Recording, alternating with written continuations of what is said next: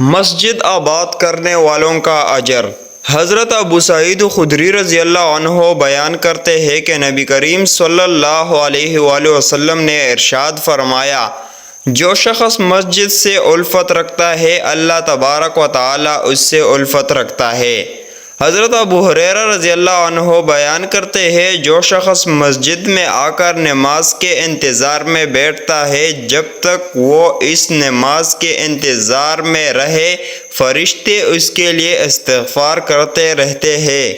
حضرت ابو سعید خدری رضی اللہ عنہ بیان کرتے ہیں کہ حضور اکرم صلی اللہ علیہ وآلہ وسلم نے فرمایا، اللہ رب العزت قیامت کے دن استفسار فرمائے گا، میرے پڑوسی کہاں ہے؟ فرشتے عرض کریں گے، پاک پروردگار کا پڑوسی کون ہو سکتا ہے؟ اللہ تبارک و تعالیٰ کا ارشاد ہوگا، مسجدوں کو آباد کرنے والے۔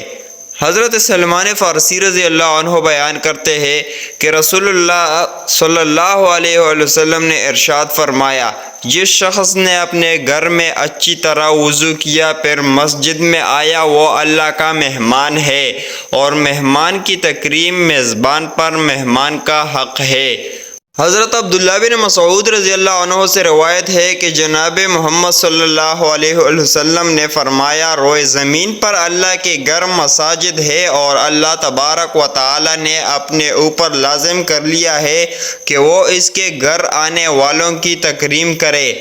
حضرت بریدہ رضی اللہ عنہ سے مروی ہے کہ رسول اللہ صلی اللہ علیہ وآلہ وسلم نے فرمایا، جو اندھیروں میں چل کر مسجدوں تک جاتے ہیں انہیں قیامت کے دن نور تام کی بشارت دے دو۔ اللہ ہمیں عمل کی توفیق دے۔ اگر ویڈیو اچھی لگی تو لائک اور چینل پر نئے ہو تو سبسکرائب لازمی کرو۔ Thanks for watching.